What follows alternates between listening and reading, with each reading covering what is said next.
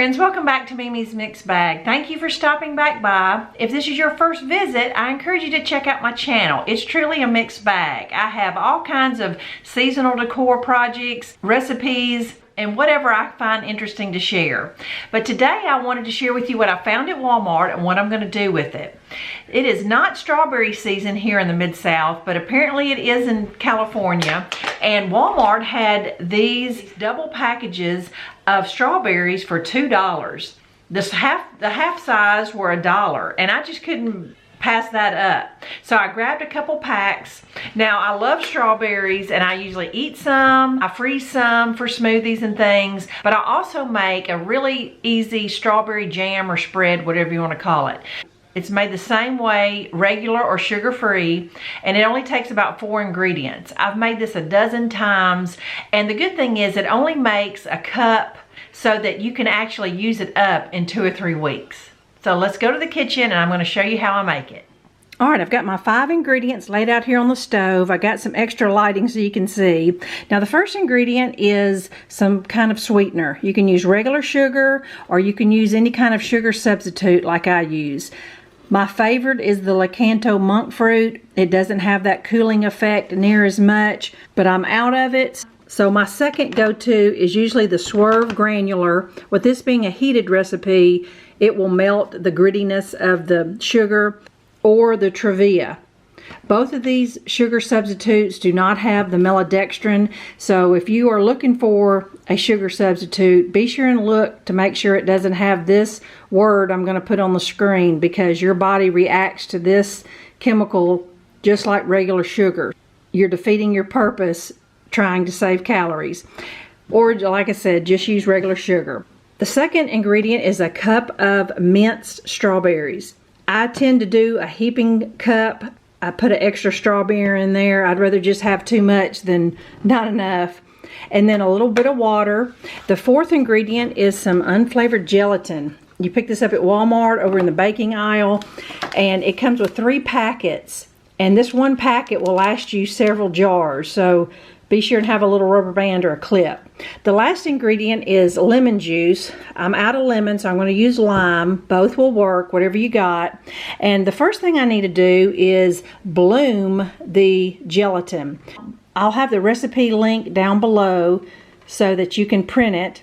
But I'm going to use 1 tablespoon of the juice and 3/4 teaspoon of the gelatin powder.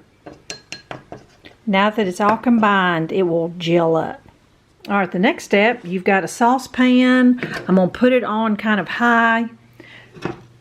Add my cup of strawberries. And then 1/4 cup of sweetener. This sugar substitute measures just like sugar, so 1/4 cup of whatever sweetener you choose.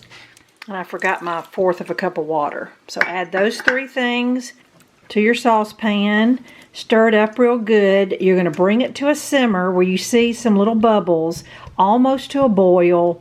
Once it gets really heated up, you're going to turn it down to low and just let it simmer for about 20 minutes. All you're really doing is cooking the strawberries, is what you're doing. And just every couple minutes, you might just want to give it a stir. So I'm going to let this get hot, turn it down, and I'll be back in 20 minutes. My strawberries don't look a whole lot different, other than it may have reduced a little bit just because the strawberries are softened and cooked just a little bit. But you started off with a heaping cup of strawberries, and that's pretty much what you end up with. Now it's time to add your bloomed gelatin. Stir that until it's all melted in there. And then I'm going to just take it off the heat. Now this is the time where you can taste your strawberries and see if it needs more sweetener. I have never added more sweetener, even off season when the strawberries weren't that ripe. I think the 1/4 cup of sweetener is just fine. But just make sure your bloomed gelatin is all melted, and then as soon as you feel comfortable enough handling it, you pour it into your jar. All right, I may make a mess of this trying to do this one-handed. I usually do it over the sink. All right, I've got a full jar here. The reason why I always do that heaping cup is there have been times that it just depends on the quality of strawberries you have. Some are juicier than others, and you may just have more fruit juice. I have a little more than I normally would. You're going to let it cool completely before you put your lid on there, and this is pretty much done. That's all there is to it. It will keep up to 3 weeks in your refrigerator.